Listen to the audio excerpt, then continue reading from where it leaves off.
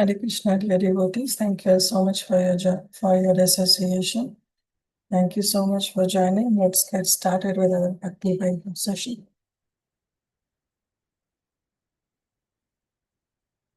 Om Namo Bhagavate Vasudevaya. Om Namo Bhagavate Vasudevaya. Om Namo Bhagavate Vasudevaya. Narayanam Namaskrityam Naram Chaiva Narottamam Devim Saraswatim Vyasam Tato Jayam Mudiraye. Nashtaprayeshu Abhadreshu Nityam Bhagavata Sevaya Bhagavati Uttama Shloke Bhaktir Bhavati Naishtiki. Krishnaya Vasudevaya Devaki Nandanaya Cha Nandagopakumaraya Govindaya Namo Namaha. Om Ajnanatimirandhasya Jnananjana Shalakaya Chakshurunmilitam Yena Tasmai Shri Guruve Namaha. Shri Chaitanya Manobhishtam Sthapitam Yena Bhutale Swayam Rupa Kadamayam Dadati Swapadantikam. Nama Om Vishnu Padaya Krishna Prasthaya Bhutale Srimate Bhakti Vedanta Swami Niti Namane Namaste Saraswati Deve Gauravani Pracharine Nirvishesha Shunyavadi Paschata Deshatarine Vancha Kalpatarubhyascha Kripa Sindhubhayeva cha Patitanam Bhavanebhyo Vaishnavebhyo Namo Namaha. Jai Shri Krishna Chaitanya Prabhu Nityananda Shri Advaita Gadadhar Shivas Adi Gauri Bhakta Vrinda. Hare Krishna Krishna Krishna Hare Hare Hare Rama Rama Rama Hare Hare. Guruve Gaura Chandrai Radhikaya Tadalaya Krishnaya Krishna Bhaktaya Tad Bhaktaya Namo Namaha. Mugam karoti vācālo pangum langāyate girim yat kripahatam ham vande Shri Guru Dīnatarinam Paramanandamādhavam Shri Krishna Chaitanya Ishwaram.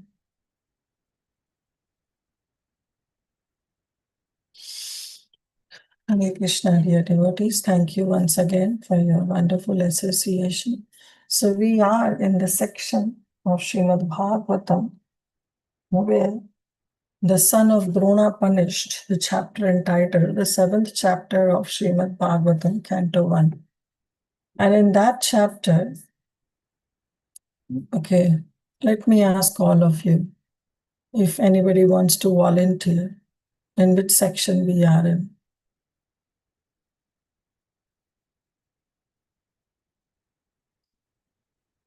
Mataji, the chapter is son of Drona punished. Yes, Madurai Ma'am, Mataji. Yes, in what section we are in means what is going on in this entire storyline.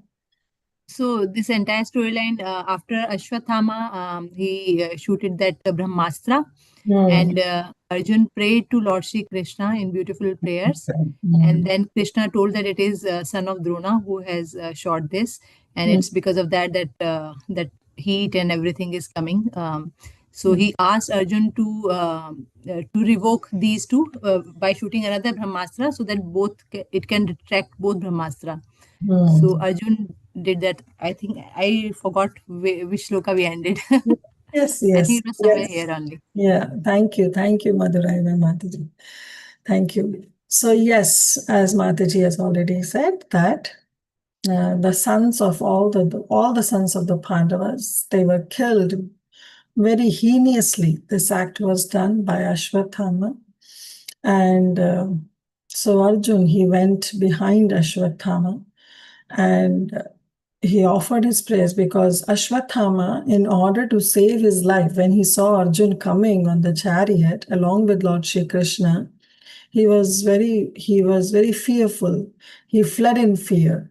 And then seeing the anger in Arjun's eyes, Ashwathama thought that there is no way where he can escape his life. So what he did, he used his last weapon that he had, and that is Brahmastra. He released that Brahmastra. Seeing that Brahmastra, Arjun was perplexed because there was a glaring light that was spreading in all directions. So he didn't know what to do. So he offered his beautiful prayers to Krishna. So in Bhagavatam, we know that it is full of prayers. And this is the first section of prayer that we saw, the Arjun's prayers in Srimad Bhagavatam. So he offered his prayers unto Lord Shri Krishna, and Lord Shri Krishna told him that it's Ashwathama, it is Ashwathama only who has released this Brahmastra out of fear. And now the only solution you have to counteract Brahmastra is to shoot another Brahmastra. Arjun he accepted, he circumambulated Lord Shri Krishna and he did the needful. He cast his Brahmastra.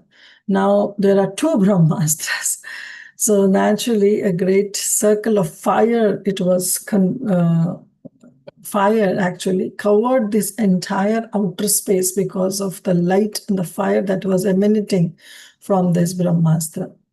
And now, understanding the will and understanding the reason from Krishna, what Arjun did is he retracted both the Brahmastra, because Ashwathama only knew how to shoot the Brahmastra. He didn't know how to retract the Brahmastra. So he retracted both the Brahmastra and he protected the entire world. And after that, he arrested Ashwathama. He bound him with the ropes like an animal. So in that section we are in. Let me share my screen. Yes, this is chapter 7. 34 is the last one, Mataji. We start with 35, right, Mataji? Yes. So Arjun, in his blazing and anger with two red balls of copper, dexterously means very skillfully and in a very smart way, he arrested the son of Gautami. So who is the son of Gautami? Ashwathama. Why Gautami? Her name was Kripi, right? Because Kripacharya, who was the Kulguru of Pandavas, his wife, Kripacharya's wife was Kripi. And Kripi was, Kripacharya's sister was Kripi. And Kripi got married to Dronacharya. And Kripi actually belonged to the dynasty Gautam, was born in the family of Gautama. So therefore, she was also known as Gautami. Okay. So we know Dronacharya and Kripacharya. Dronacharya was to teach this martial science to the Pandavas and Kauravas. And Kripi was the sister of Kripacharya. So there was two spiritual masters. One was Dronacharya and another was Kripacharya. So sister of Kripacharya was Kripi, who was married to Dronacharya. But Kripi is also known as, because she was born in the family of Gautama, she was also known as Gautami. So Arjun, what he did, he arrested Ashwathama, son of Gautami, and bound him with ropes like an animal. And then it says, Shivaraya Ninishantam. Shivaraya means Shibir. Shibir means in their own camp. So Arjun was taking Ashwathama to his own military camp. But there Krishna stopped him. He said, "Oh, what are you doing, Arjuna?" Because Krishna was super angry. So Arjuna bound him with the ropes and he was dragging him. He wants to take him to his own shivir, to his own camp. But there Krishna stopped him. And we also stopped there. Let's continue with text 35. Mainam Parthaharsi tratum Brahma bandhom imam jahi sosav anagasa suptan avadhin nishibalakan. So now Krishna started speaking. What he said, Mainam. Mainam means ma inam. Okay, so the word ma in Sanskrit means not. Like we see the famous verse, Karmanyavadhikaraste ma phaleshu kadachana, means you should do your prescribed duties, but ma phaleshu, but you should not consider the fruits of your duties. Ma karma phala, ma te sangota sa karmani. So ma means not, that you should not do this. You should only focus on your prescribed duties. Even in the famous verse of Bhagavad Gita, the essence, where he says, Sarvdharman parityaja mamekam sharanam braj aham tvam sarva papebhyo mokshashami ma shucha. Ma shucha means don't fear. So ma word means don't, never, or never do this. So here also ma enam. Ma enam means he says mainam. So ma enam actually the Sanskrit is, but when it's together, it happens mainam. So he says mainam partha sihitratum. Oh, Arjun, Partha, what are you doing? You should not release him. Means you cannot drag him to your camp. Don't do that. Never do that. Why? He is Brahma Bandhu, because he is not a Brahmana, but he is a relative of a Brahmana. He is a Brahma Bandhu. He is not a Brahmana, he is a Brahma Bandhu. Yes, Ashwathama was a Brahmana. He is a Brahmana, he is the son of Dronacharya. But still he is saying that he is a Brahma Bandhu because his actions were not as per the Brahmanical rules, as per the Brahmanical orders. So he says, what are you doing? You are not supposed to release him. Tratum, don't release him. Don't just take him. Rather, he is a Brahma Bandhu imam jahi. He is supposed to be killed. Why you are just, you have caught him and now you are taking him, binding him with the ropes like an animal and you are taking him to your camp. No, don't do that. He is a Brahma Bandhu, he is not a Brahmana. Imam Jahi, he is supposed to be killed immediately.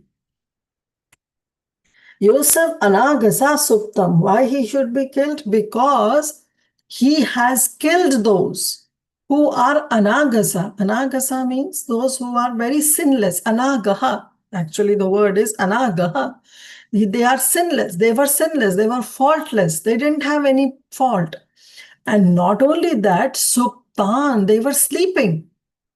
Avadhin, Nishi Balakan. Those boys, your boys, he has killed them. Avadhin, Nishi. And at night, when they were sleeping and they were Anaga, they are sinless, they are faultless, he has brutally killed them. So because of such a heinous act, how can you release him? How can you even think of releasing him? He is a Brahma Bandhu and he is not supposed to be released at any cost. Imam Jahi, you should kill him immediately. So that's what Krishna asked. Yes, somebody can read the translation. Lord Shri Krishna said, O Arjuna, you should not show mercy by releasing this relative of Brahma Bandhu, for he has killed innocent boys in their sleep. Hare Yes. Krishna. Thank you, Ishwar Prabhu. So he says that don't show any mercy, don't show any compassion. You should immediately kill him because he has killed innocent boys in their sleep. And he is a relative of a Brahmana. He is a Brahma Bandhu. So we know from Bhagavad Gita where Krishna himself says, Chaturvarnam Maya Shishtam Guna Karma Vibhagasha, that actually these Varnas are out of their Guna and Karma. It's not by birth. Okay. Yasya lakshanam proktam pumsa varna vibhagasha tad atrapi drishtaya tantaneva vinirdeshet. Means the symptoms of a person's varna has been described in the 7th canto of Srimad Bhagavatam, which should be according to the qualities he displays. Pumsho varna vibhagasha. As per the qualities, not by the birthright. There is no birthright that a son of a Brahmana will always be a Brahmana. No, a son of a Shudra can also become a Brahmana, provided he follows those Brahmanical rules, those Brahmanical culture. So there's a very famous verse comes in, I don't remember exactly whether it's Padma Puran or where, but it is mentioned, Janmana Jayate Shudra. that from the birth, everybody is a Shudra. Samskara bhave dvija. It's only by the samskaras that a person becomes a dvija, a person becomes a brahmana or a kshatriya, or he takes that varna. So samskara bhave dvija. Veda pathat bhaved vipra. Then they say is Brahma jana iti brahmana. So only by the study of the Vedas he becomes a Vipra. Veda pathat bhavet Vipra. By studying the Vedas, by doing some Brahmanical culture, rules, regulations, only that person can become a Vipra. And Brahma jana iti Brahmana. And one who knows this Brahman, he is actually a true Brahmana. So it's not only by the birthright that somebody is considered to be a Brahmana, but it's through his guna, through his qualities, through his samskaras, through the impression he carries. But this person, Ashwathama, he has done such a heinous act. So how he can be considered to be a Brahmana? Definitely not. He is Brahma Bandhu. He is just a relative of a Brahmana. Why? Because he was son of Dronacharya. So Prabhupada is also saying in the purport, the word Brahma Bandhu is very significant. A person who happens to take birth in the family of a Brahmana is not qualified to be a Brahmana. The son of a high court judge is not virtually a high court judge. But there is no harm in addressing a high court judge's sons as a relative of an honorable justice. Yes, he is a relative. Therefore, as by birth only one does not become a high court judge, and so also one does not become a Brahmana simply by birthright, but by acquiring the necessary qualifications of a Brahmana. Okay, samskara bhave dvija. Only by taking those samskara one can become a Brahmana. So let's continue. Text 36. Mattam parat Pratmattam unmattam suptam balam striyam janam prapannam virahatam bhitam naripum hanti dharmavit. So now in the previous, Prabhupada is also writing that Lord Krishna, the supreme authority of all religious principles, the Vedas, has personally pointed out these differences. And now he is about to explain the reason for this. Why he is known as Brahma Bandhu? Because in the Shastras, Krishna is saying, Mattam pramattam unmattam. Mattam means those who are careless. Pramattam means those who are intoxicated. Unmattam means those who are crazy or those who are insane. Suptam, those who are sleeping. Balam, those who are children or boys. Striyam, ladies. Jadam, foolish people. Prapannam, if somebody comes and surrenders unto you. Viratham, Ratham means those who are on the chariot. Viratham means those who are bereft of their chariot, means they are not on their chariot. Bhitam, those who are afraid. All these people, na ripum hanti, even if they are enemies, still they should not be killed. Dharma with one who knows the principles of religion. So those who are dharma with, and Brahmana is supposed to be dharma with. So as per the religious injunctions, as per the Vedic injunctions, as per the religious codes, it is mentioned that anyone who is careless, who is intoxicated, who is crazy, or who is insane, who are sleeping, who are boys, they are children, who are ladies, who are foolish, who are surrendered, who are without any chariot, they have lost their chariot, and those who are afraid, they should na ripum hanti, they should never be killed. Ripum means even if they are under the category of your enemies, still they should not be killed. That is the religious principles. And because Ashwathama has killed your sleeping boys who were faultless, so therefore he is not acting as per dharma. He is not dharmavit. And because he is not dharmavit, he is not supposed to be considered to be a Brahmana.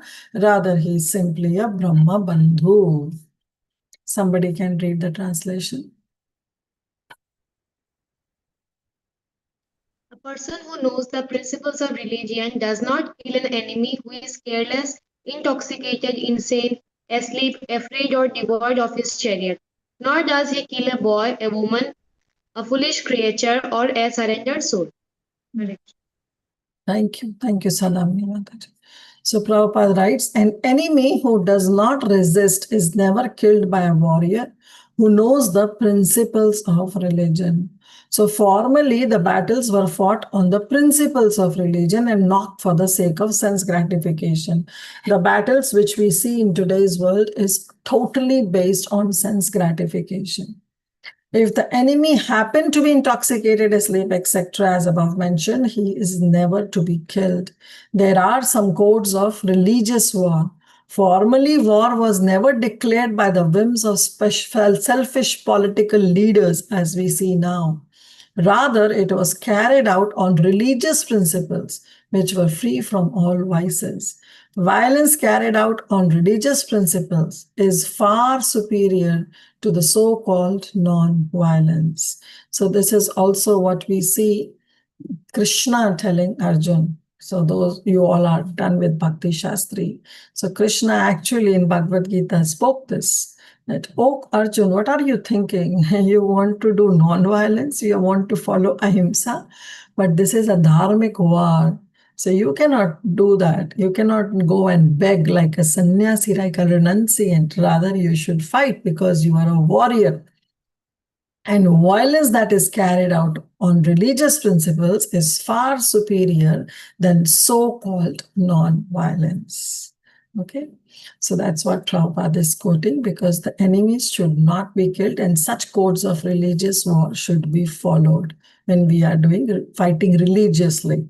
Not today's war that we see between two countries, and it is all based on sense gratification. There is no dharmic war. So continuing, Krishna says, Swaprananya para prane prapushnati agrana kalaha kala tadvidhastasya hi shreyo yaddoshat yati adhapuman. So now Krishna is saying Swapranan. Swapranan means saving one's own life. Swapranan, our own life. Ya paraprane. If somebody is saving one's own life on the cost of others' lives, ya paraprane. Prapushnati agraha khala. That person is supposed to be considered as khala. Khala means as a wretched, cruel person, because he is maintaining agraha. Agraha means very shamelessly. He maintains his own life at the cost of others' lives. So what Ashwathama did, first of all, he killed those sons, those faultless sleeping sons of Pandavas, in order to please his master Dronacharya. And now, for saving his own life, because he has seen Arjun coming, to save his own life, he released Brahmastra, which is such a deadly weapon. He released Brahmastra for no reason, just to save his own life. He released that Brahmastra because he wants to save himself from the anger, from the wrath of Arjun. So Krishna is saying those who maintain their own lives, swaprapannam, ya paraprane, on the cost of others, they are considered to be wretched. They are khala. Tadvadhas. Therefore, unka vad kar dena chahiye. There should be killed. So killing him, tasya hi shreyo. Actually, killing such a person is much better for that person. So you should kill that person, because yad dosha, because such faults, because otherwise these faults, these doshas, yati adham puman, otherwise possessing such kind of doshas will give the soul, will actually make the soul go down into the hellish planets. So better you should kill them, better you should give punishment. So giving punishment to such a wretched person who has committed such a heinous act, and especially who is saving his own life at the cost of others' life, such a heinous thing. This is not something to be done by so-called a Brahmana, but he did it. Therefore, he should be killed, and his killing is actually shreyo, is better for that person. Otherwise, such fault that he possesses, yad dosha, that fault he possesses of saving his life at the cost of others' life, yati adhapuman, will make him fall down to the hellish planet. So punishment is better. If somebody gets punishment of their act in this world, then that makes them easier. Otherwise, it goes on in one life after another, after another, after another. So therefore, it's better to bear the punishment of whatever we have done in this life itself, so that it is not carried forward in the next life. Otherwise, it's going to lead us to the hellish planet. Somebody can read translation. A cruel and a wretched person who maintains his existence at the cost of others' lives deserves to be killed for his own well-being. Otherwise, he will go down by his own actions. Thank you. So otherwise he will go down by his own actions. So he should be killed. Prabhupada writes in the purport, a life for a life is just punishment for a person who cruelly and shamelessly lives at the cost of another's life. Therefore, this comes a life for a life, an eye for an eye, a tooth for a tooth. Right? So political morality is to punish a person by a death sentence in order to save a cruel person from going to hell. That a murderer is condemned to a death sentence by a state is good for the culprit, because it is mentioned in Manusmriti that the king has this power. If somebody has murdered anybody, the king can give the death sentence to that person. And that death sentence that is given by the state is actually good for the culprit, because in his next life, he will not have to suffer for the act of his murder, because he has already suffered in this life. So such a death sentence for the murderer is the lowest possible punishment that is offered to him. Yes, he will suffer more in the hellish planet, but not to the extent if he didn't get that death sentence. And it is said in Smriti Shastras, the men who are punished by the king on the principle of a life for a life are actually purified of all their sins, so much so that they are eligible even to be promoted to the heavenly planets. Rajabhir dhritta dandas kritu kritva papani manavaha vidhuta kalmashayanti swarga sukritino yatha. That those who have committed sin, if they are punished, Raja, Bhir, Dhrita, Dandas, if they are punished by the king, they become freed of their sin. Kritva papani manava, they are freed of their sins to such an extent, Viduta kalmashayanti, they are so much, they become like a pious person. Swarga sukritino yatha, that even they are, if means they become so pious that he attains sometimes heaven.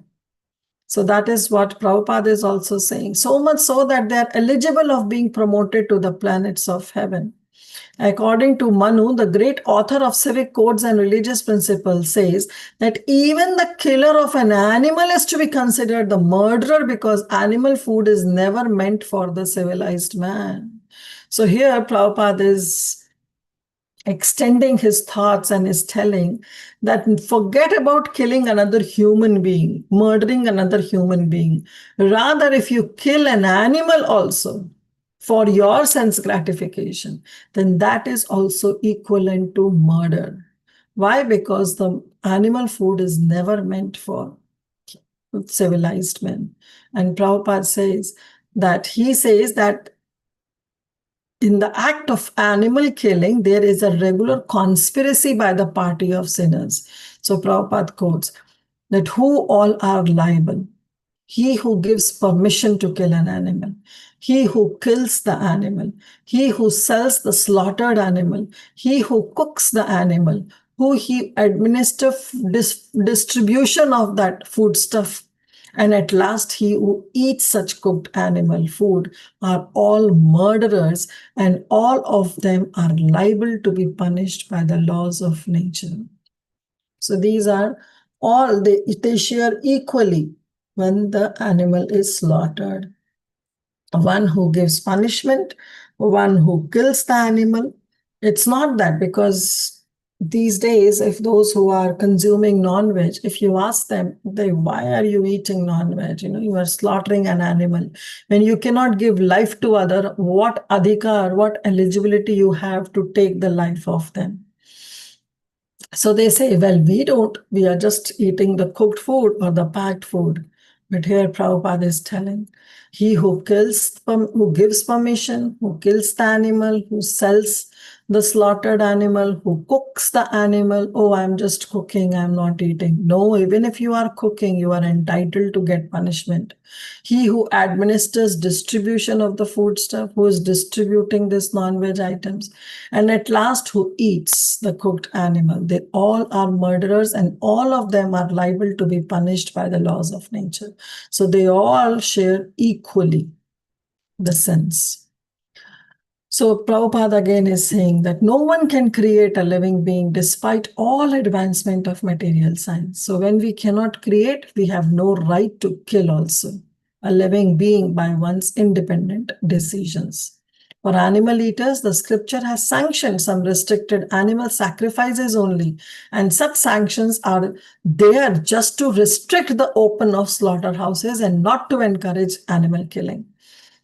But actually that didn't happen. That is why Buddha has to come in, because people who had opened slaughterhouses in the name of Vedas, because in the Vedas it is mentioned that yes, under some restriction, one can sacrifice an animal and can eat it. But people, they started opening slaughterhouses, and therefore Lord Buddha has to come to stop, and he rejected the Vedas to stop this, what is going on. So he rejected the Vedas, that don't follow the Vedas, follow Nirvana. That's why the atheistic philosophy has to come. So everything was planned by Krishna. Everything is for the reason. So it is good for the animal. Why it is allowed? The procedure under which animal sacrifice is allowed in the scriptures is actually both good for the sacrificed animal and for the animal eaters. It is good for the animal in the sense that the sacrificial animal is once promoted to the human form of life. So that means those brahmanas who were slaughtering the animals in some sacrifice actually were chanting mantras, and they themselves were so pure, and their chanting of mantras is so pure that immediately the animal soul, this soul from the animal body immediately gets the human body. They are promoted. And after being sacrificed at the altar, and the animal eater is saved from the grosser types of sins, eating meats that is organized by the slaughterhouses. Yes, they have to bear, but the point is that even the sacrificed animal is promoted to the human form of life. But today, what we have done is opened the slaughterhouses just for some taste buds for sense gratification. So Krishna is continuing.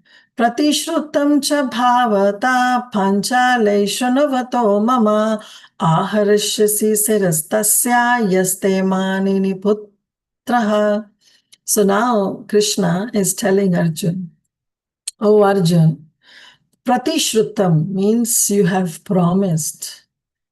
Cha bhavata, this promise, Pratishrutam means this promise. This promise have been made by you. To whom? Panchale, unto the daughter of Panchal, means to Draupadi. You have made this promise. Shunvato mama, and I myself have heard this promise that you have made to Draupadi. Ahirashya shirastasya, that what was the promise? What promise Arjun made? Arjun told Draupadi that I will bring the murderer of your sons, I will bring his head, then you can stand, then you can do the final rites of all your sons, then you stand on his head, and then you can take your bath. So this was the promise you made to Panchali, to Draupadi, and I heard it, Krishna says. Arishas Shiryas Tasya, and I heard that you were going to bring the Shira, the head of person who has killed your sons. Yaste Manini Putraha, whom you consider has killed your sons, who is the killer of your sons, you are going to bring his head to Draupadi. This promise you have made to her, and I heard it. Shunvato mama, Krishna says, I myself, I am the praman, I am the evidence, I am the proof that you have made this promise that you are going to bring the head of a person who is the murderer of your sons. And then Draupadi will stand on her head and will take bath. So I heard it, Shunvato Mama, I myself heard it. So now why you are taking Ashwathama? You should kill him and then you should take his head to Draupadi. And you are there dragging Ashwathama to your own shiva, to your own camp. Don't do this. Somebody can read translation. Hare Krishna Mataji. Yeah, Furthermore, I have personally heard you promise Draupadi that you would bring forth the head of the killer of her sons. Hare Krishna, thank you. Thank you. So yes, you have promised. And he says, Shunvato Mama, I myself heard it. Therefore, he says, Tad asau, therefore. Tad asau vadhyatam papa atyati atatai, he is atatai, atma bandhuha bhartuscha vipriyam vira kritavan kula pamshanaha, pasanaha. What I am reading.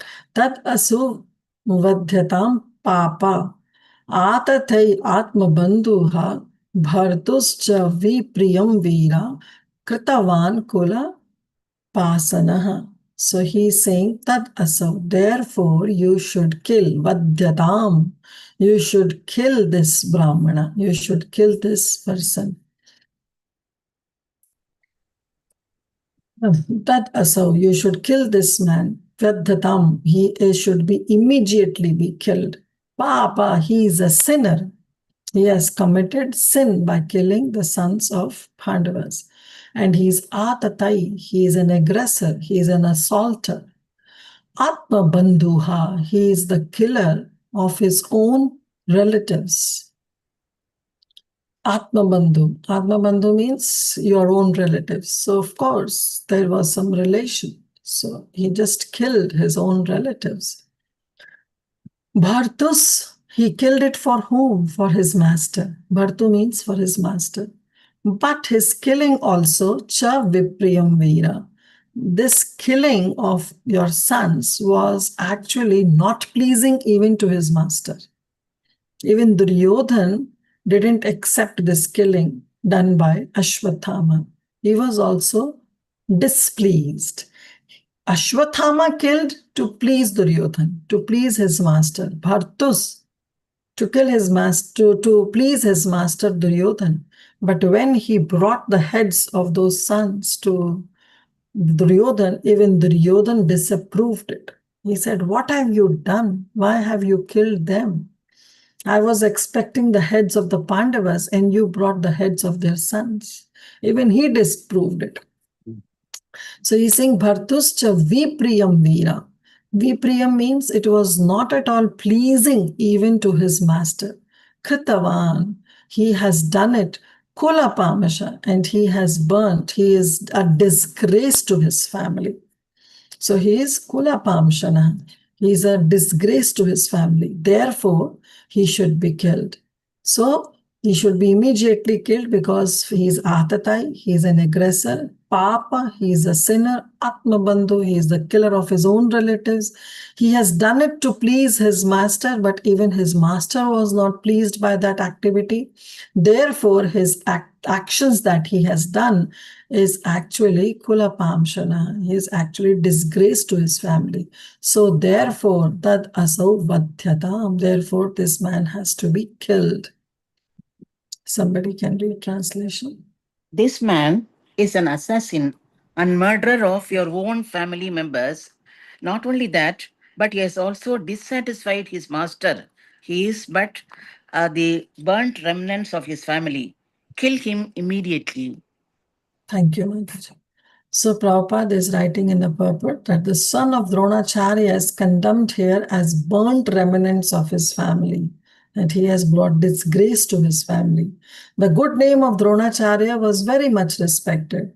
Yes, Dronacharya joined the enemy camp, But the Pandavas still held him always in respect. And Arjun saluted him before beginning the fight. So this also we know that Arjun saluted Dronacharya as well as Bhishma Deva before beginning the fight. So there was nothing wrong in that way. But the son of Dronacharya degraded himself and he brought disgrace to his entire family by committing acts which are never to be done by the Dvijas or the Brahmanas. Ashwathama, the son of Dronacharya, committed murder of killing the 5 sleeping sons of Draupadi, by which he dissatisfied his master Duryodhan also, who never approved of the heinous act of killing the 5 sleeping sons of the Pandavas. This means that Ashwathama became an assaulter of Arjun's own family members, Atma Bandhuha, and thus he is liable to be punished by him. In the Shastras, he who attacks without notice or kills from behind or sets fire to another's house or kidnaps one's wife is condemned to death. So these are the examples that Prabhupada is given, who is called to be an aggressor. So from Bhagavad Gita, we know these are the people who are categorized as aggressors. And Arjun and Ashwathama has actually killed the sleeping sons, and therefore he is an assaulter, he is an aggressor. So Krishna reminded Arjuna of these facts so that he might take notice of them and do the needful. And what was the needful as per Krishna is to kill him. But did he really want Arjuna to kill him? Or was he simply testing Arjuna and instigating Arjuna to kill? Let's see. So Suta Vacha, now Suta Goswami is telling, because he is the one who is narrating this entire pastime to Shaunakadi Rishi. So he's saying, Evam parikshata dharmam partha krishnena chodita naichadhantum guru sutam yadyapi atmahanam mahan. So Suta Goswami is saying, Evam parikshita dharmam, as per the matter of duty, as per dharma, he examined, everything was examined by Partha, Arjun. Arjun examined everything, even though Krishna Chodita, even though Krishna encouraged Arjun to kill Ashwathama. But Arjun actually examined everything. Parikshata means to examine. It's not about Parikshit Maharaj. Yes, his name is also Parikshit, because in his womb he was saved by Krishna, that we will see in the future verses. And there also it is being mentioned that because he was saved from Krishna, entire life he was examining and searching for that personality. Therefore his name is Parikshit. But here, evam parikshata dharmam, like as per matter of duty, Arjun was examining the whole situation. He was considering the act done by Ashwathama. He was also considering the position of Ashwathama. He is Guru Putra. He is the son of his own spiritual, not spiritual, but a teacher from whom he learned martial arts, military science, sorry. So he was examining everything. Partha, Krishnena Chodita, even though encouraged by Krishna, he examined everything. Nechat, and he didn't like. Dhantum, to kill. Guru Sutam, to kill the son of his own guru, to kill the son of his own teacher. Yadyapi Atmahanam Mahan, even though, although this Guru Putram, this Guru Sutam is actually the murderer of his own sons. He has committed a heinous act. Still, Arjun didn't want to kill him. Somebody can read the translation.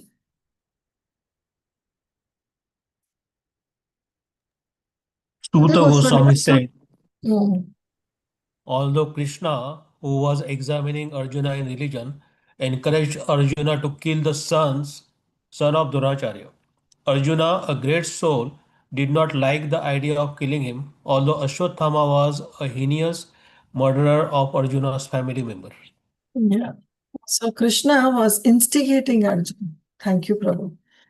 Krishna was instigating Arjuna that you should go ahead and kill. And this Ashwathama, this man is supposed to be killed because of all these reasons that Krishna has given.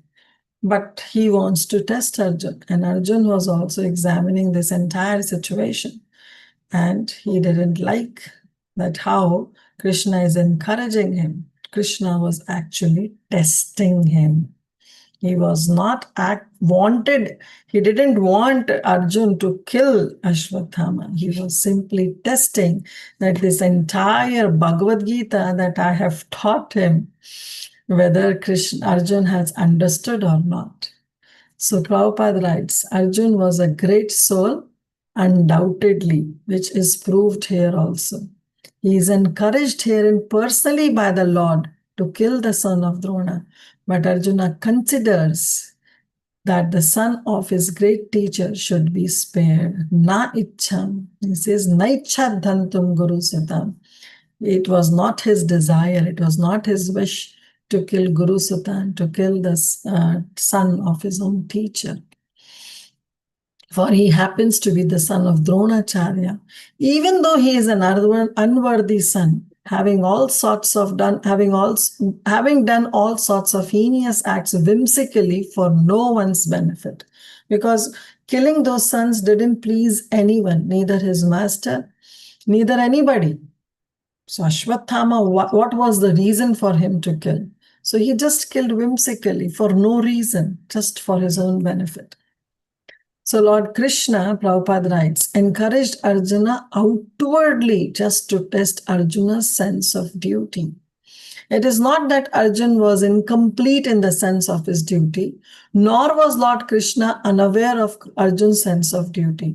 But Lord Krishna puts to the test many of his pure devotees just to magnify the sense of duty, just to glorify his devotees. Krishna put his devotees into such tests. And Prabhupada says the gopis were put into such tests as well. Even the gopis were not spared. The gopis who were the possessor of prema, they were also shown this karma and jnana by Krishna. So we know that how once Krishna desired to have this rasa dance. And in the middle of the night, in the middle of the forest, he started playing his flute. And he has all the notes on his flute where a different note represents whom he is calling to. So he was playing the note that could mesmerize all the gopis. So it was particularly done for the call of gopis. Okay. And all the gopis, they were also so sincere that they left all their household chores and they went to meet Krishna in the middle of the night, in the middle of the forest, which was so difficult, but they went. And as soon as the gopis came there and Krishna saw all the gopis, he says, Bharto shushushanam striyam paro dharmam hi amamaya tad bandhum na ka kalyanaha prajanam janu poshanam. He says, why you all women are here? Why you are here in the middle of the night, in the middle of the forest? For what purpose you are here? This is not a duty of a woman. The highest religious duty of a woman, the Strinam, is to bhartur shushramanam, is to serve their husband.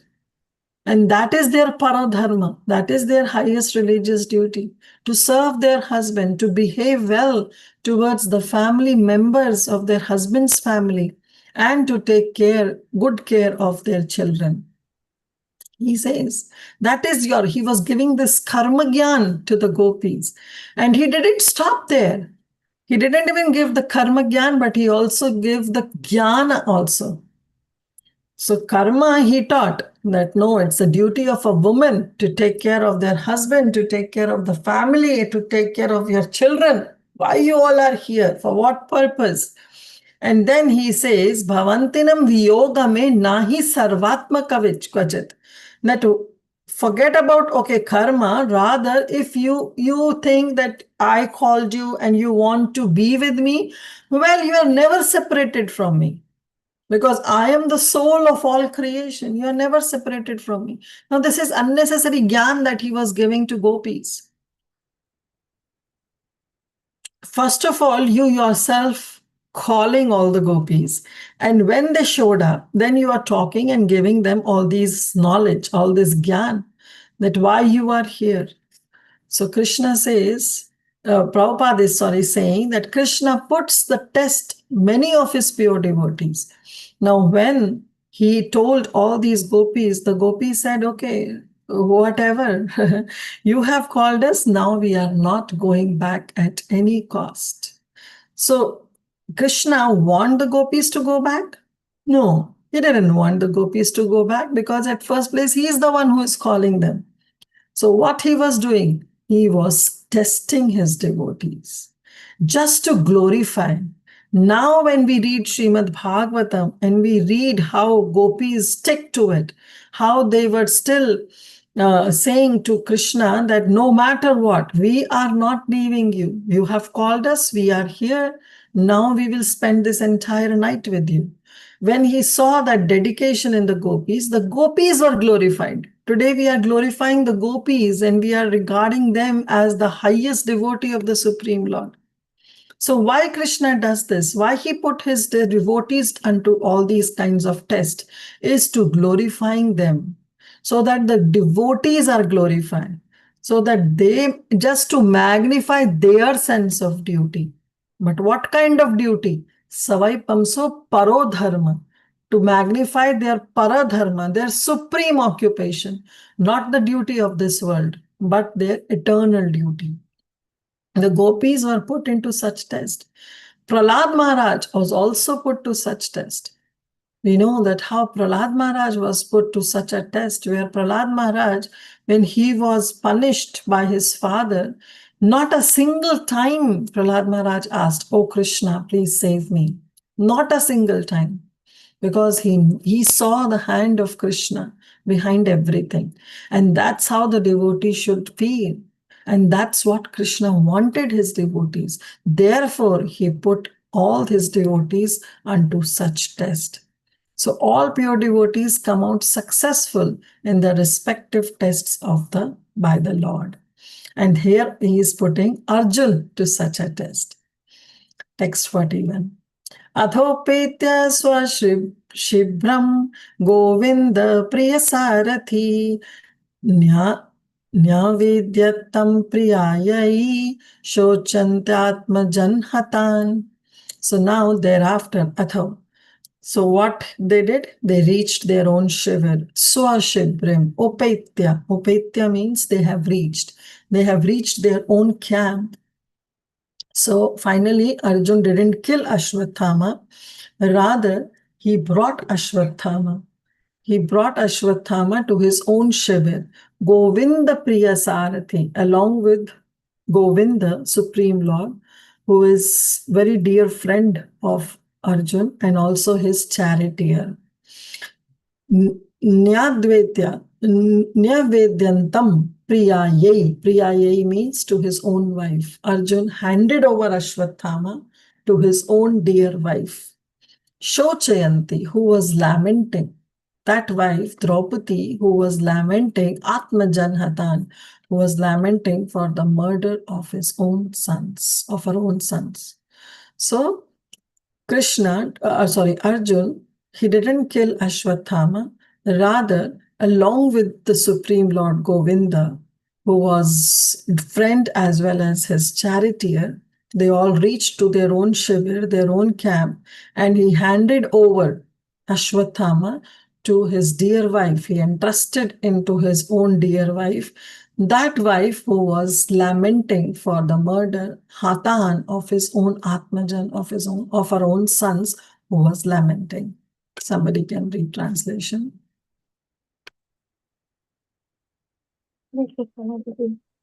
After reaching his own camp, Arjuna, along with his dear friend and charioteer Sri Krishna, entrusted the murder unto his dear wife, who was lamenting for her murder. Thank you, Mataji. So what Arjun did, he offered Ashwathama. He offered Ashwathama to Draupadi saying, I have brought you the killer of your sons.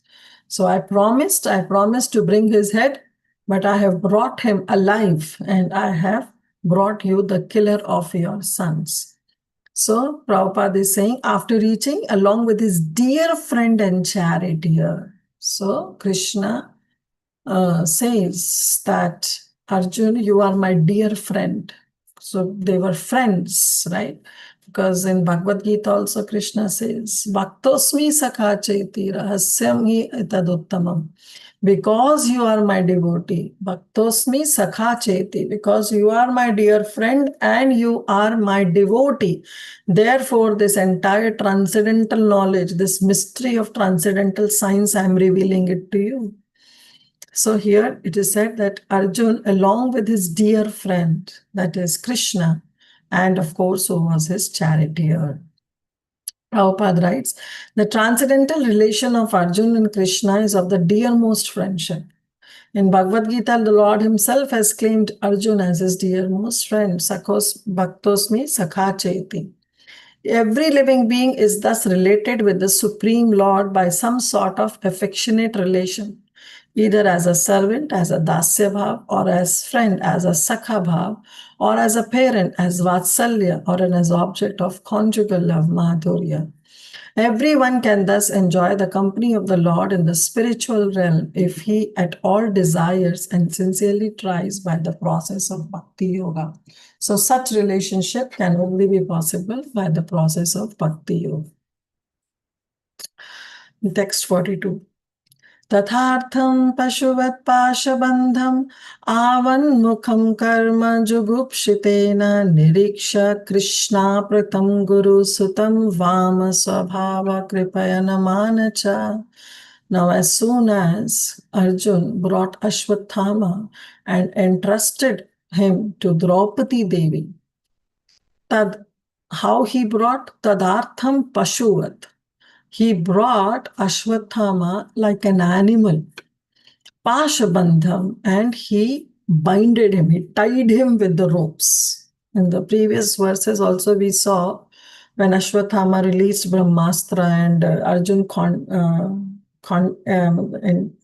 he brought back those he retracted those Brahmastra.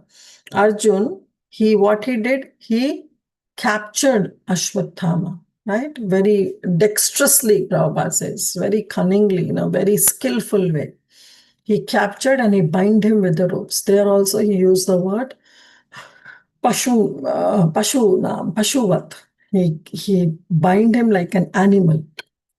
So when Draupadi saw that how Ashwathama was tied with ropes, and he was tied like an animal is tied with the ropes. Pashuvat pashabandham. Pashabandham means he was tied with pasha, with ropes. Avan mukham, and he was silent. Ashwathama, his head was down and he wasn't speaking anything because he knew what act he has done. So he was avan mukham, karma jugupshitena, of his activities which were so heinous. So brutally he killed those sons of the Pandavas. So he was avanmukham. He was silent. He was speechless. He was dumb. He was not able to speak anything. Niriksha. And then what happened? Our Draupadi, Krishna. So here the word is Krishna with long A. That means Draupadi Devi. She saw Ashwathama, who was tied with ropes like an animal, who was silent because of his heinous act that he has done. So she saw, Krishna saw, means our Draupadi Devi saw, apakritam, that he is the person who is such a degraded person, who has brought even disgrace to his own family. But what did she say? That he is Guru Sutam. He is the son of Dronacharya, our own teacher. And because of seeing him as the son of his own teacher, Vama Swabhava. Vam Swabhav means a very gentle Swabhav. That Swabhav, that nature that is possessed by a gentle lady. Vama Swabhav means out of her own kindness of being a woman. Because Krishna means our Draupadi, she was a very gentle lady. She was a virtuous lady. So because of her virtues, Vama Swabhava, and Kripa, because of her compassion, Nanamacha, she offered her obeisances to Ashwatthama. Because even though Ashwatthama has done such a heinous act, but still she saw that Ashwatthama is Guru Sutam, is the son of her husband's teacher. So she saw Ashwatthama as the son of a teacher, and therefore Namanacha, she offered her obeisances unto Ashwatthama. So that's the Vama Swabhav, that's her gentleness, that's her the lady who possesses lot of virtues. Because of being so virtuous and so compassionate, she offered her obeisances. Somebody can read translation. Hare Krishna Mataji, Jai Srila Prabhupada. Srila Sutta Goswami said, Draupadi then saw Ashwatthama, who was bound with ropes like an animal and silent for having enacted the most inglorious murder. Due to her female nature and due to her being naturally good and well behaved, she showed him due respects as a Brahmana. Hare Krishna. Thank you, Antaja. So, due to her being naturally good and well behaved, Vama Swabhava, and due to her compassion, Kripaya, she offered her obeisances. Prabhupada writes, Ashwatthama was condemned by the Lord himself. And he was treated by Arjuna just like a culprit, not like the son of a Brahmana. But when he was brought before Srimati Draupadi Devi, she be grieved for the murder of her sons. And although the murderer of the sons were present before her, could not withdraw the due respect that is generally offered to the Brahmana or the son of a Brahmana.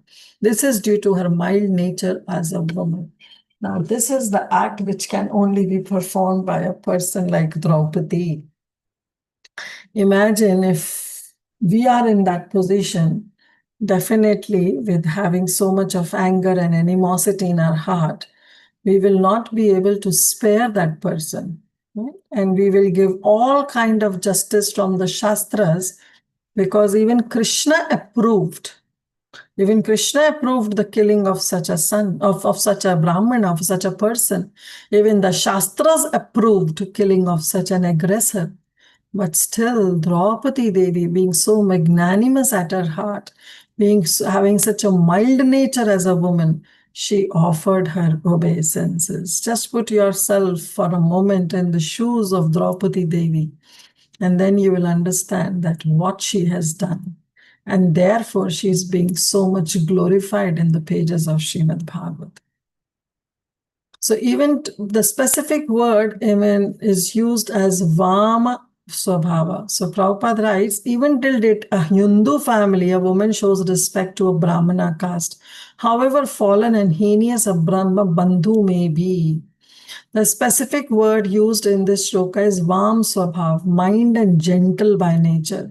A good man or woman accepts everything very easily, but a man of average intelligence does not do so. And this can also be one of the reasons that why Prabhupada says that women are so emotional at their heart. But anyway, we should not give up our reason and discriminatory power just to be gentle. But one must have good discriminatory power to judge a thing on its merit. We should not follow the mild nature of women and thereby accept that which is not genuine. Ashwatthama may be respected by a good-natured woman, but that does not mean that he is as good as a genuine Brahmana. Still, he is not good as a genuine Brahmana, but yes, he was still respected by Draupadi Devi. Now from 43 onwards, there are reasons that are being given by Suta Goswami that why Draupadi Devi didn't approve the killing of Ashwatthama. Why she said that his life should be spared. Okay, even though he has done such a heinous act of killing her own sons, but still Draupadi Devi didn't approve the killing of Ashwatthama. So let's see the different reasons that are being given. And all these reasons from 43 to 48, all these 6 reasons will be given. And all these reasons will be summarized by Suta Goswami in the last verse, that is 49th verse. Okay. Vacha cha sahantyasya brahma bandhanayanam sati muchyataam esha brahmano nitaram guru. Vacha. Vacha means said. Who? Krishna means our Draupadi Devi. Asahanti. Asahanti. Sahan karna means to tolerate. Asahan means to not be able to tolerate. So what she was not able to tolerate? She was not able to tolerate how Ashwatthama bandhanayanam, how he was bound with the ropes and he was brought in front of her. Why? Because she was a sati, she was a devoted lady. So she said, because she was not able to tolerate all this, and therefore she said, Vacha, she said, Muchyatam, oh, please release him, because she was unable to see, unable to tolerate that how Ashwatthama was bound with ropes like an animal and was brought in front of her. So she was not able to tolerate that. And therefore she said, Muchyatam esha. Oh, please release him.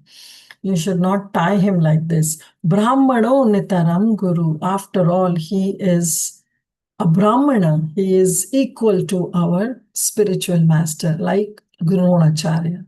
Yes, he is not our spiritual master, but he is Nitaram Guru. He is equal in the position of Dronacharya. Somebody can read translation.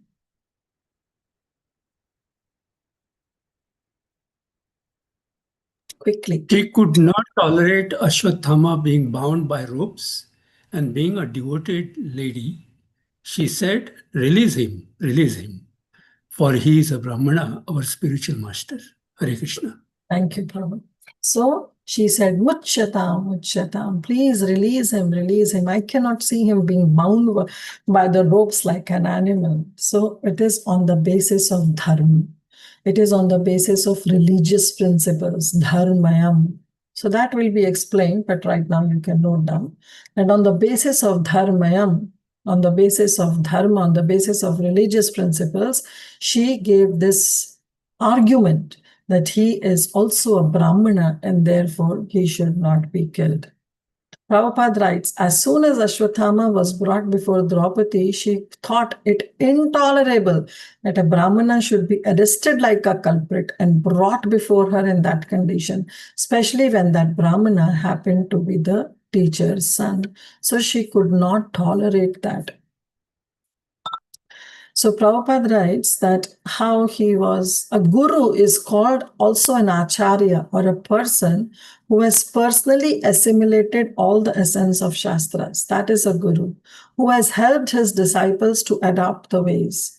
But Ashwatthama failed to discharge the duties of a Brahmana or teacher, and therefore he was liable to be rejected from the exalted position of a Brahmana. So Prabhupada is writing that even the spiritual master is supposed to be rejected if he is not aligned. He was not aligned to the Shastras. So therefore he was liable to be rejected from the exalted position of a Brahmana. So who actually, do you want, anyone can raise their hand and can speak from the Shastras who rejected his spiritual master? Yes, Pitambar Prabhu. Hare Krishna, Mataji. My obeisances to you and everyone. Bali Maharaj rejected Sukracharya Yes. because he was not aligned to the Shastras. Haribol. Thank you, Prabhu. So according to the revealed scriptures, a teacher or a spiritual master is liable to be rejected if he proves himself unworthy of the position of a guru or a spiritual master. Just like Shukracharya was rejected by Bali, because Shukracharya was becoming an hindrance for Bali Maharaj to give charity to Vishnu. So he rejected. So Guru is called an Acharya only if he has personally assimilated the essence of Shastras and helped his disciple to adopt the ways. So on this consideration, both Lord Krishna and Arjun were right in condemning Ashwatthama. But a good lady like Draupadi, the matter was considered not from the angle of Shastric vision, but from the matter of custom. And by custom, Ashwatthama was offered the same respect as was offered to his father. A Brahmana is, Prabhupada writes, a Brahmana is accepted on the merit of qualification and not simply on the merit of simply being the son of Brahmana. So this is another very beautiful point that Prabhupada makes. But in spite of all this, in spite that he was a Brahma Bandhu, he was not a Brahmana, Draupadi desired that Ashwatthama be at once released. And it was all the same a good sentiment for her. This means that a devotee of the Lord can tolerate all sorts of tribulation personally, but still such devotees are never unkind to others, even to the enemy. So this is the qualification of a devotee. If you really call yourself to be a devotee, we should possess this quality. That the devotee can tolerate all sorts of tribulation, all sorts of suffering that is coming to us personally. But such a devotee can never be unkind to others, can never be unkind to others, even to their enemy. That's the qualification of a devotee. In this regard, Goswami Tulsidas in Ramcharitramanas, he writes, संत हृदय नवनीत समाना कबो कबही परि करही न जाना निज प्रताप द्रवही नवनीता पर दुख द्रवही सुत सुपनीता Sant Supunita. So what he's saying is that how devotee can tolerate anything that is come to them, any suffering, any problems, any distress, any you can say any suffering that is coming on to a devotee, personally the devotee will tolerate.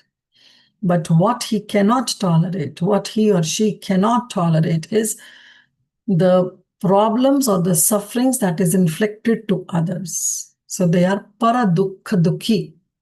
They are paradukha dukhi. So Goswami ji, Tulsidas ji in his Ramcharitmanas, he writes, Sant hriday navneet samana. जो संतों का हृदय होता है means the heart of a devotee, the heart of a saint is like a navneet, is like a butter, is like a navneet saman. But he is rejecting this point. He is saying, kabahi, kaha kabahi pari kahi na jana. Well, those who say this, that Sant hriday is navneet samana, that the hriday, the heart of a saint is like a butter, those who claim this, well, they have not actually realized the truth. Kabahi kare pai kahi na jana. They don't understand that, no, this is not true. They have not actually realized the truth. Because the hearts of a devotee is not like a butter. Well, someone can say, well, that butter is so soft. And the heart of the devotees is also so soft. That's why they are paradukha dukhi. That's why they always feel suffering when others suffer. But he says, no, Sant hriday navneet samana kaha kabahi pari kahi na jana. Those who say this, they have not realized truth. Why? Nij pratap dravahi navneeta. Because the butter melts only when the butter is put in such a provoking heat and a provoking situation. The butter melts only when it gets some heat. On its own, the butter never melts. But the butter, when it is exposed to heat, it melts. So he's saying, Nij pratap dravahi navanita. Paradukkai dravahi sant supunita. But it's not the case with the sant. It's not the case with the saintly people. Because saintly people, their heart melts only just by seeing the pain of others. Butter melts when the butter is inflicted with the pain of heat, only then the butter melts. But the heart of a devotee, the heart of a saint is such that it melts just by seeing the suffering of others. They can tolerate the suffering that is done to them, but they cannot tolerate the pain that is inflicted to others. It's a very beautiful point that Prabhupada has made, can imbibe in our own life. The devotee can tolerate all sorts of tribulation personally, but still such a devotees are never unkind to others, even to the enemy. Forget about in the devotee community, we develop this hatred. In devotee community, the so-called Prabhupada family, we develop that hatred, we develop that animosity towards others. They are also devotees, they are also chanting 16 rounds, but just out of some ego, out of some prestige, we try to bring other devotees down. That is not the act of a devotee. They are not supposed to be called as devotee. Because devotee can tolerate all sorts of tribulation, but they are still never unkind to others. These are the characteristics of one who is a pure devotee of the Lord. And our Draupadi Devi is. So first reason, the first argument she gave on dharmyam, on the principle of religion, that he is the son of a Brahmana. He is our Guru Putra. Therefore, mucchatam, therefore release him as soon as possible. Next argument she gives. Sarahasyo dhanur vidya savai sargopamashaya na savai sargo pashamyamaha astragramascha bhavata shikshito yad anugrahat. So what he's saying, sarahasyo dhanur veda. Now, she is giving the second argument, and this second argument that is given is on the basis of nyaya, on the basis of justice. She is saying, Saharasya Dhanurveda, that this confidential art and military science in Dhanurveda, you have learned, O Arjun, you have learned from Dronacharya. And Savisarga, Upashamyamana means releasing the arrows and retracting the arrows. So releasing and retracting or controlling all this art and controlling what? Astra, controlling other weapons. All this art have been taught to you by Dronacharya. Chabhavata, they have been taught to you. You yourself have learned this science from the father of Ashwathama, Shikshito yad anugrahat. Only by the mercy of the Shiksha, this art has been gained by you, but by the mercy of whom? By the mercy of Dronacharya, whose son you have bound with ropes and brought in front of me like an animal. So, as per the nyaya, as per the justice, you should be grateful to him because his father gave you this knowledge of military science, this confidential knowledge of military science. Sahar Rahasyo, in a very confidential way, Dhanur Veda, he has taught you the art of manipulating the bow and arrows, how to control them, how to release them. That all have been taught to you. Shikshita yad anugrahan. You have learned only by the mercy of Dronacharya. So on the second argument she gave was on the basis of justice, on the basis of nyaya, that you should release Ashwathama. Somebody can read translation. It was by Dronacharya's mercy that you learned the military art of throwing arrows and the confidential art of controlling weapons. Yeah, thank you, Mataji. So you have learned all this. Saharasya means with secret mantras. Confidential mantras have been taught to you because you cannot release the arrows just by with a bow means you have to invoke the arrows. So they were not the ordinary arrows. They were the arrows that were invoked by certain mantras. So those secret mantras have been taught to you. So in mentioning that, she said, the father taught you how to throw and withdraw the weapons. So what she implies is that if you had not learned how to withdraw the Brahmastra from the father of Ashwathama, it was not possible for you to bind him. So because you learned that art from his father, so how could you bind him and you can bring him here? This is not good. This is not justice. This is not nyaya. So on the basis of nyaya, she said that you should have not done this. Therefore, muchyatam, therefore release him. So Prabhupada writes that Dhanurveda or military science was taught by Dronacharya with all its confidential secrets of throwing and controlling by Vedic hymns, by chanting certain secret mantras. So the control is by Vedic mantras or the transcendental science of sound. It is said in Ramayana that Maharaj Dashrath, the father of Lord Sri Ram, used to control arrows by sound only. He can shot Shabda Bhedi Ban, means he can shot an arrow just by hearing, not by seeing. By sound only he could control his arrows. He could pierce his target with his arrows only by hearing the sound without seeing the object. So this is a finer military science, and that science is nowhere seen nowadays, but that was taught to Arjun by Dronacharya. And Draupadi wished that Arjun should feel obliged to his Acharya Drona for all these benefits. Therefore, she said that his son should be released. Two reasons: dharma, on the basis of religion, and second is on the basis of nyaya, that is justice. Third reason, Sa esha bhagavan drona praja rupena vartate tasyatmanoridham patnaste nanvagad virashu kripi.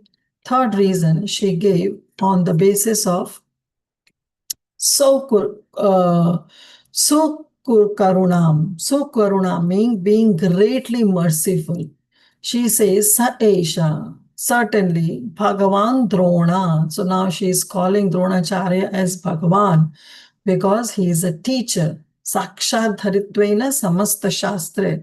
The Samast Shastra says this, that the representative of the Supreme Lord in the form of a spiritual master is non-different from the Lord himself. So she is calling Drona as Bhagavan. Sa esha Bhagavan Drona Prajarupena Vartate. That certainly our Dronacharya, he is Bhagavan Drona, and he is still existing. Vartate, he is still existing Prajarupena in the form of his son.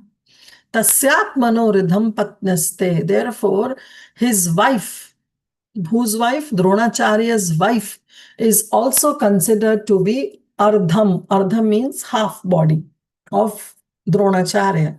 So Dronacharya is present, still existing in the form of his wife and in the form of his son. Why? Because the wife is also ardhangini. She is considered to be the half body of her husband. And she is still living. She didn't enter fire, the funeral fire. She didn't commit that sati. She is still living. Okay. And she is still living. Therefore, Nanavaghat Vishusha Kripi. And she is a sister of Kripacharya. She is Kripi. She is still existing. Why? Because the sun is there. So when the sun is present, actually the wife, even if she loses her husband, is not considered to be a widow. Because when the husband is present, it is as if, when the sun is present, it is as if the husband is present. Because the sun is a representative of her husband. Therefore, she is not considered to be actually a widow. Like we see in the case of Kunti Maharani. Kunti Maharani didn't enter the fire along with the Pandu. Madri did, but because Kunti had sons to take care of, she didn't enter into the fire and she said, I'll take care of the sons. Now the Pandu was present in the form of all the sons, and therefore Kunti, even though she was a widow, but she was not considered to be a widow. And that's why Draupadi is saying that the Drona, Bhagwan Drona, is still existing in the form of his son, in the form of his son, Praja Rupena, in the form of his son Ashwathama. He is still existing. And his wife is also, who is Ardham, who is his Ardhangini, is still there, and she didn't undergo a sati. Why? Because she had a son. Therefore, she also took care of the son. Somebody can read translation.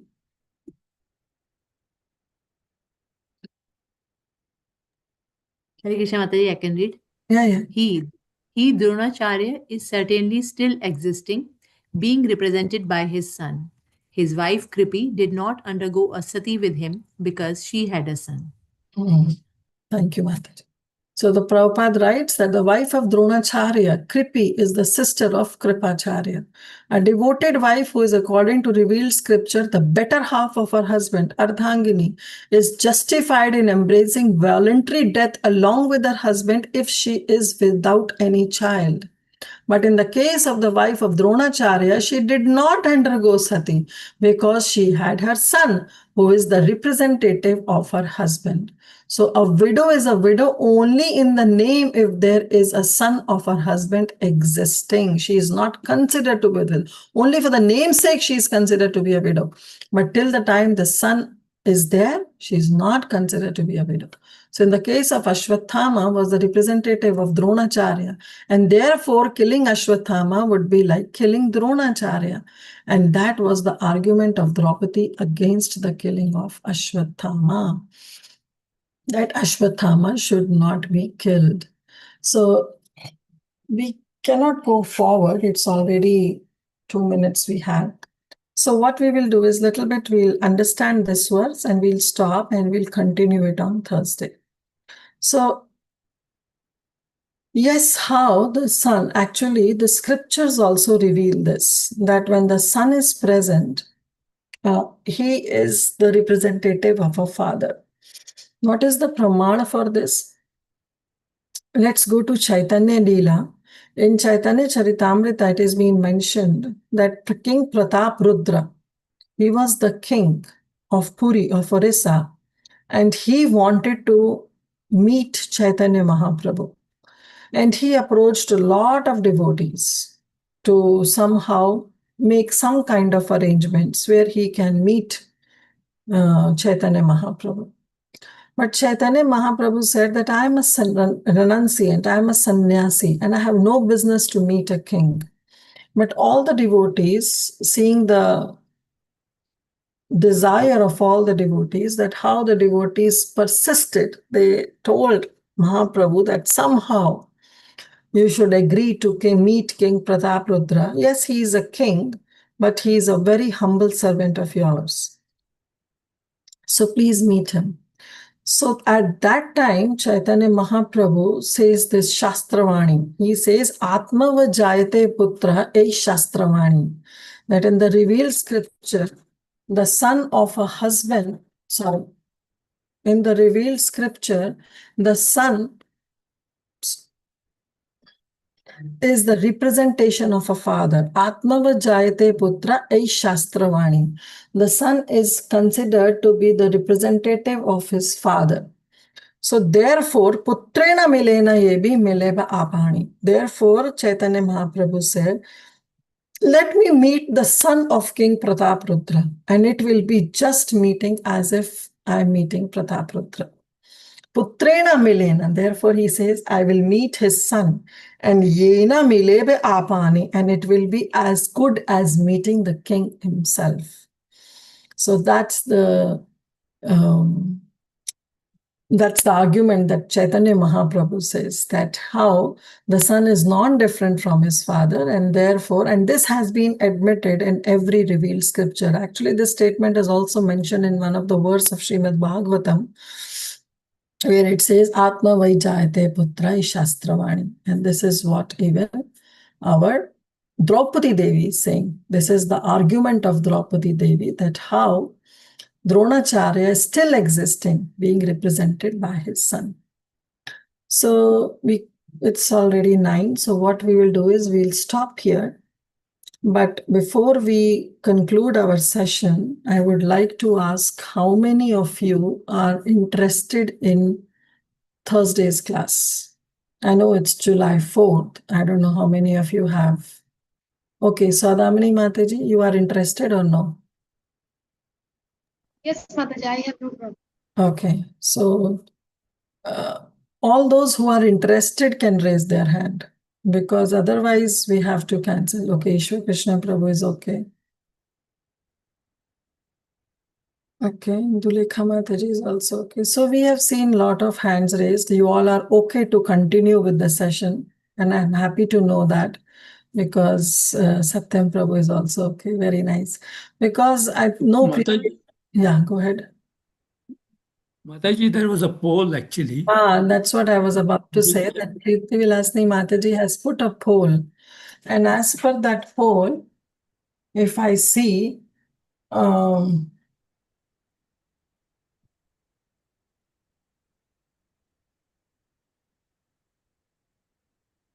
devotees have said that they are available, but 3 have said not available. So it's okay. It's a, which one? Oh, it's a Bhakti Shastri. Sorry, I'm saying the Bhakti Shastri one. Let's see, Bhakti Vaibhav.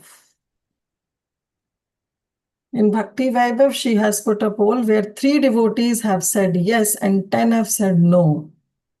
So if you have not still addressed that poll, those who are interested can put yes, because if we have the majority, then we can continue this section, because it will be good. We are already on a very, very slow pace, and I really want to finish this entire chapter on Thursday.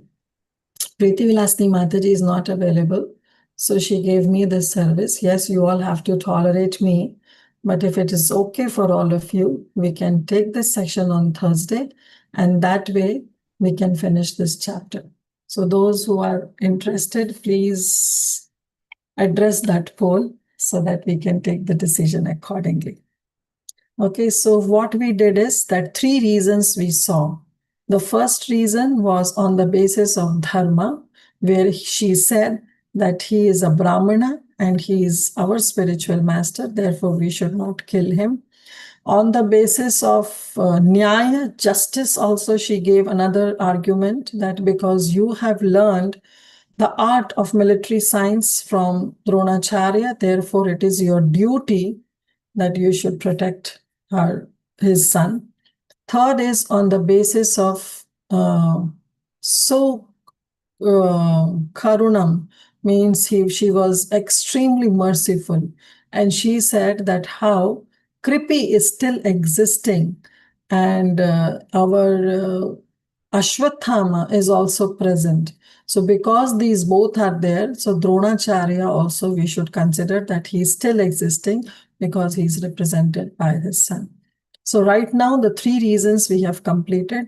The next 3 reasons from 46 onwards, we will see it on Thursday. And next 3 reasons that Draupadi gave not to kill Ashwathama. Okay, so we'll stop here. Thank you so much for your patience, for your attendance. Let's take some few questions. Yes, Padmini Mataji, go ahead. Mataji, I had one question earlier, that he said when you don't have the wrath, you don't have certain things, you cannot kill the person. But earlier during the war, Krishna told Arjuna to kill Karna. He was also not having the chariot. He had all the other reasons he mentioned. But earlier he was to do that. And similarly, right now you are talking about this widow system, but she also had 2 children. The Kunti's, I forgot her name. Co-wife. Yeah, Madhuri. Madhuri. She also had 2 children, like the Ashwini Kumaras. They became her 2 children's children. So, is there any other justification? There should be justification. Bhagavatam, they don't tell anything, as they wish.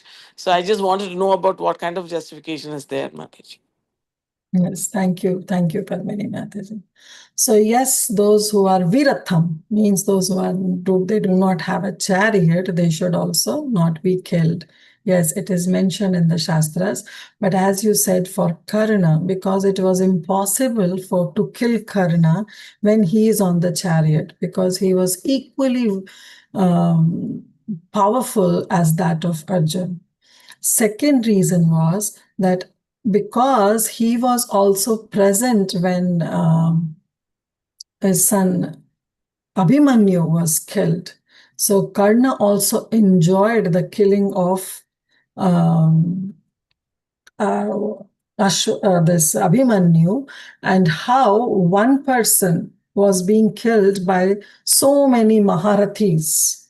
Okay, he was all by himself, and all these Maharathis, they killed him.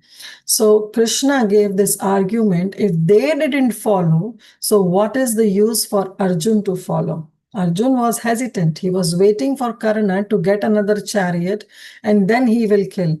But Krishna said, no, shoot the arrow right now, because also this Karna was being cursed by Parshuram, that whenever this knowledge is most needed for you, at that time you will forget, and that will be the end of your life. Oh, okay. So all these reasons combined together, Krishna said that it's okay to kill Karna and to shoot an arrow right now. So it is perfectly okay. Now your next reason, and when Krishna gives the reason, there is no point in arguing. So now the next thing, that why Madhuri entered and she performed sati, rather she also had two sons that were gifted to her by Ashwini Kumaras. So the point here is that Madhuri was the cause for Pandu's death. Pandu was cursed, King Pandu was cursed, that when you come in union with your wife, you will also be killed. And at that time, after some few days, Pandu got attracted with the beauty of Madhuri and he couldn't control himself. So Madhuri became the cause of Pandu's death. And because it happened, so Madhuri decided that she will also enter into the same funeral fire as that of King It's Pandu. her own will that she took it. Yeah, it was her own will. And secondly, yes, she got two sons, but that mantra was taught to her by Kunti Devi only. Okay. Because Kunti Devi was blessed with the mantra by Durvasa, where she can invoke any demigod to have a son. So she got three sons from Dharmaraj, Yudhishthir she got, and from Vayudev, Bhimasen she got, and from Indra she got Arjun. But at that time, seeing Madhuri being so morose, because Madhuri didn't have any way where she can get child, so Kunti Maharani taught this mantra to Madhuri Devi, where she invoked Ashwini Kumaras and got Nakul and Sahadev. But when Pandu, after that, when Pandu got so much captivated by the beauty of Madhuri and they got united, Pandu died, and then Madhuri thought that it was because of her beauty that the Pandu has to leave his body. So she entrusted her two sons to Kunti Devi only, that you take care and I will enter into this fight. I'll perform something. Yeah.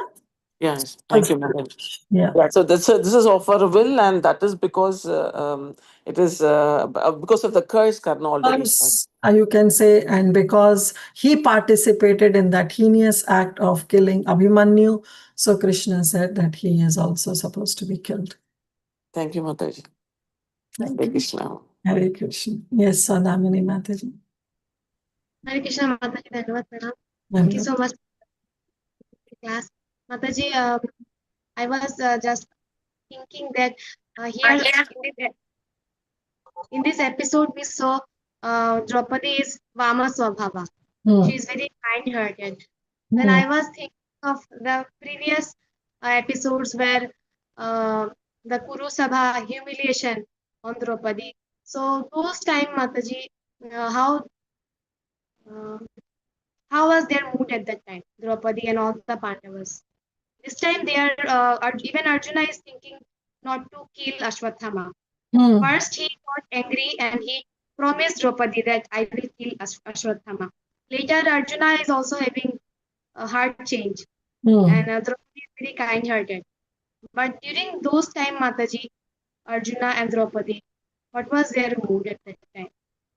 That time also their mood was the same because Arjun lost everything because of Yudhishthir Maharaj, and Arjun couldn't do anything. They were all slaves of Duryodhan, and therefore Duryodhan took this they took this opportunity that with all this, now the Pandavas are slaves, they cannot take up their weapon. So he took this and he humiliated Draupadi Devi. So naturally, Draupadi Devi, what she did, she called upon her husband, she called upon Bhishma Dev, she called upon Dronacharya, but nobody was there to help. And finally, she called up to Govinda. Govinda finally helped. And we know that she was also about to curse, but then she was stopped by, what's his name? Gandhari. She was stopped by Gandhari. And so she also tolerated at that time, even to an extent where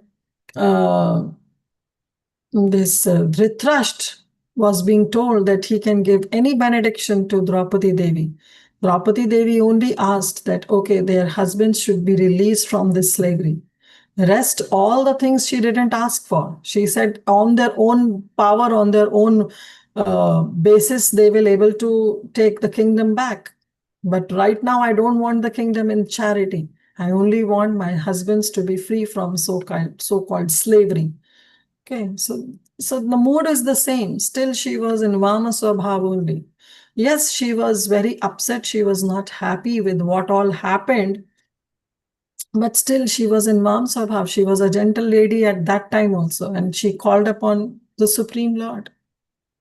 Right? Agre Kuruna. Yeah, go ahead.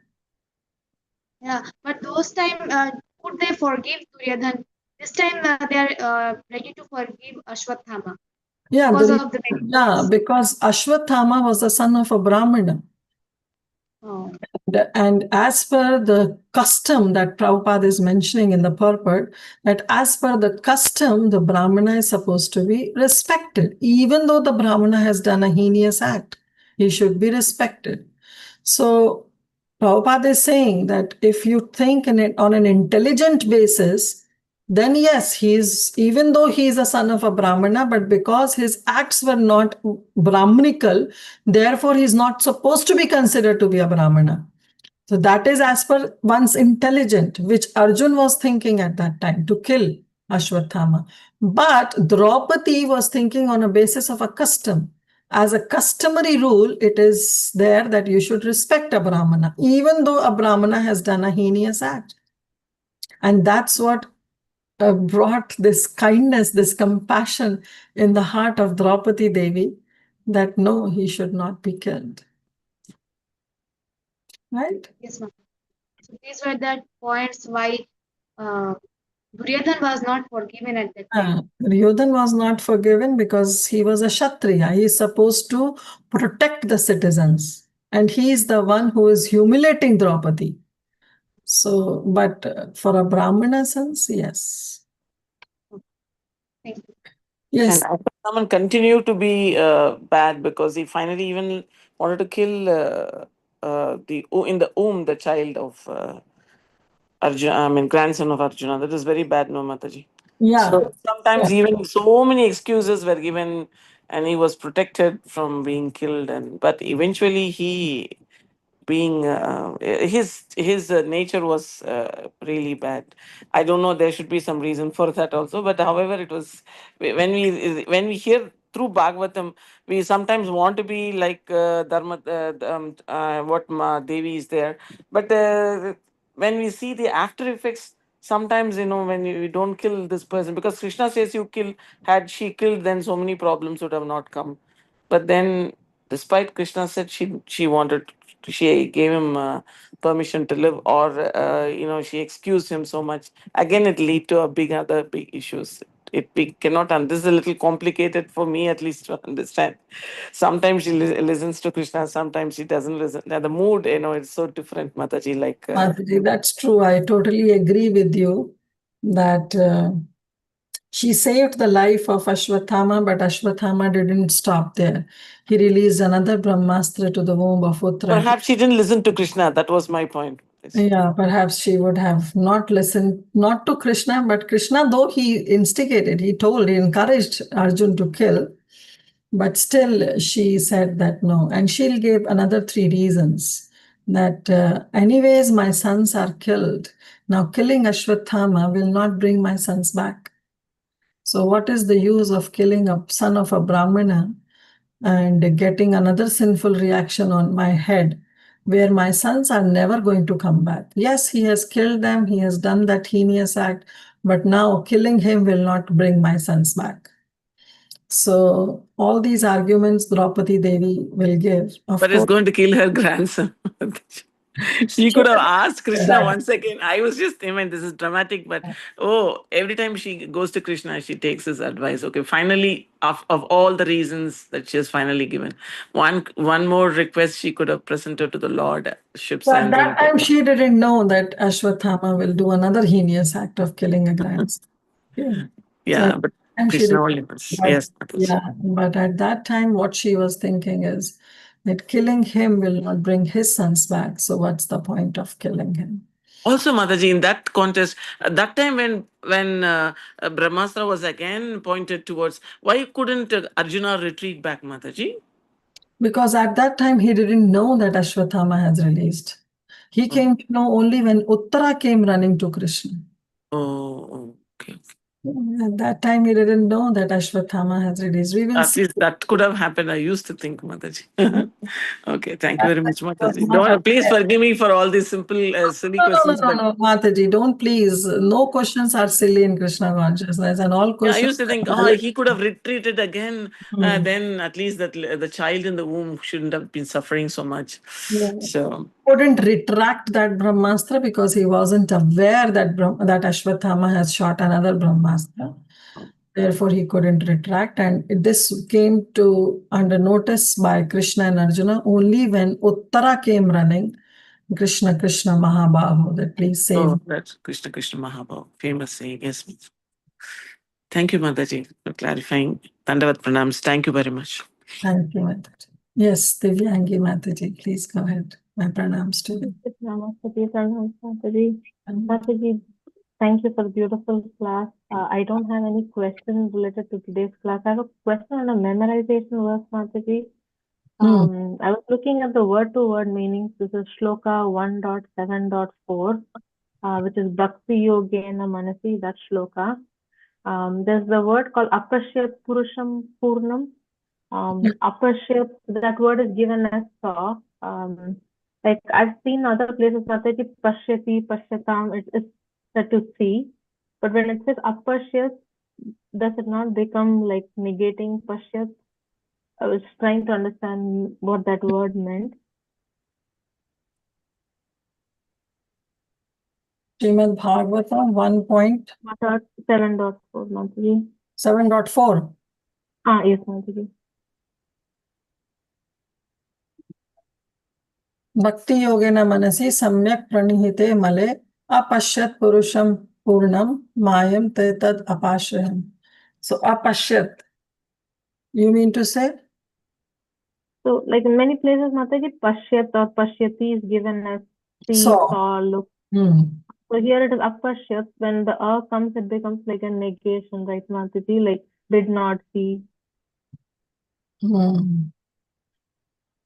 Apashyat Purusham Purnam. I'm not a Sanskrit scholar. I don't know why it is said that he saw. Yeah, you are right. When is added, it negates. That's just a trivial question, Mataji. I didn't understand, so I thought I'll just check. Samyak Pranihite, engaged in fixed upon 1.7.4. To see what Vishwanath Chakravarti Thakur says in this context.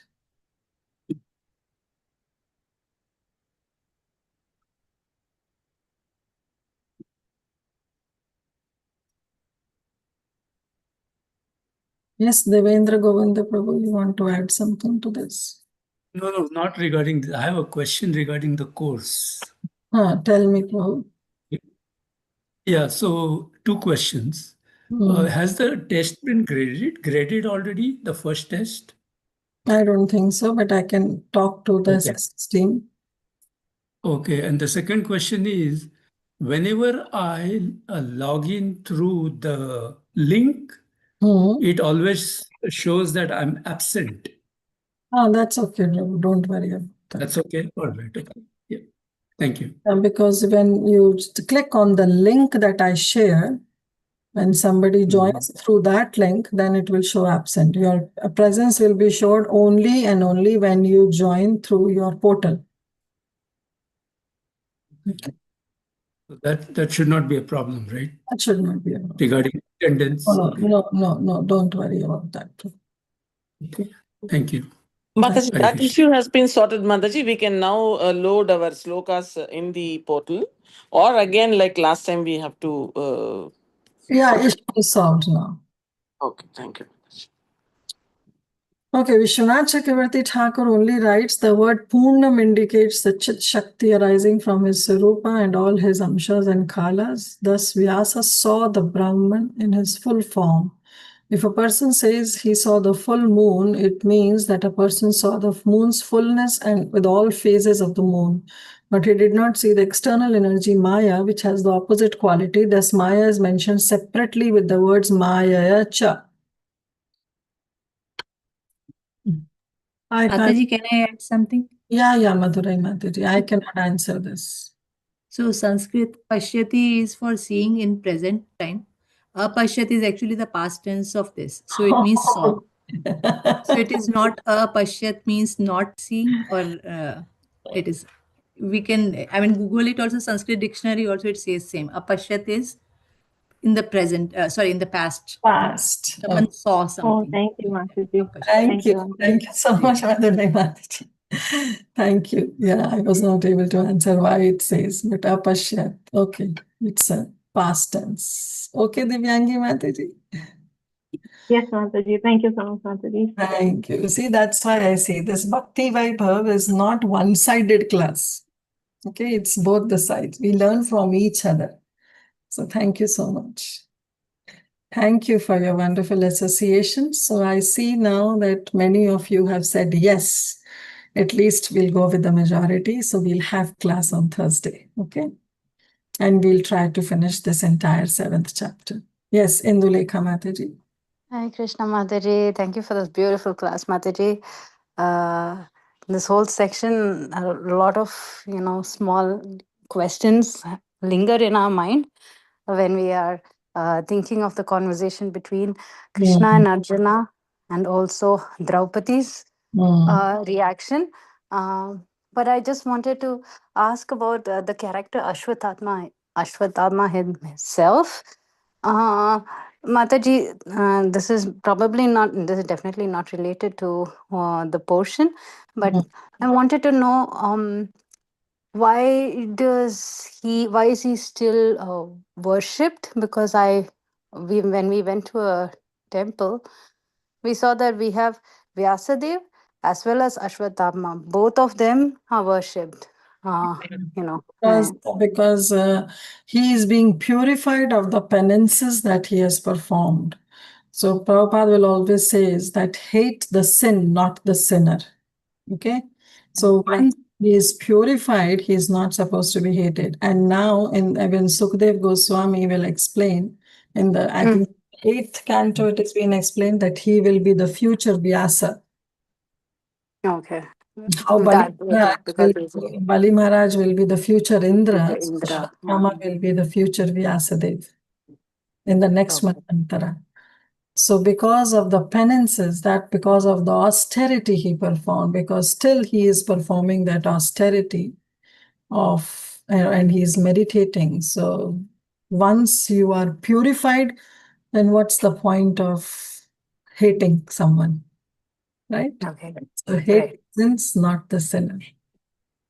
Very nice. Thank you, Mataji. Yes, because you talked about how Krishna is condemning him, but It's not permanent. Timing is only to test Arjun. Yes. Thank you, Mataji. Hare Krishna. So Prabhupada will, in future, I think so, Prabhupada will also explain that or I think so he has already explained, I don't know where it was mentioned, but I remember reading in Purport, Prabhupada says that when Krishna hates someone, that is also a blessing in disguise. Right? First of all, Krishna doesn't hate anyone. But if his actions somehow prove that it is not good or it is against, then that also we should see that it's a blessing that is coming from Krishna. Okay, so that's how we have to understand. Brilliant answer, Mataji. Thank you so much. Hare Krishna. Okay. Thank you, dear devotees. So we will stop here. See you all on Thursday. Let's pay our obeisances. Vanchakalpatarupascha kripasindhu vayevacha patitanam bhavanebhyo vaishnavebhyo namo namah. Anantakoti Vaishnav Vrindi ki jai, Srila Prabhupada ki jai, Granth Srimad Bhagavatam ki jai, all the ascended Vaishnavas ki jai. Ajay Sri Sundari Mataji ki jai. Thank you Hare so much. Krishna. Hare Krishna.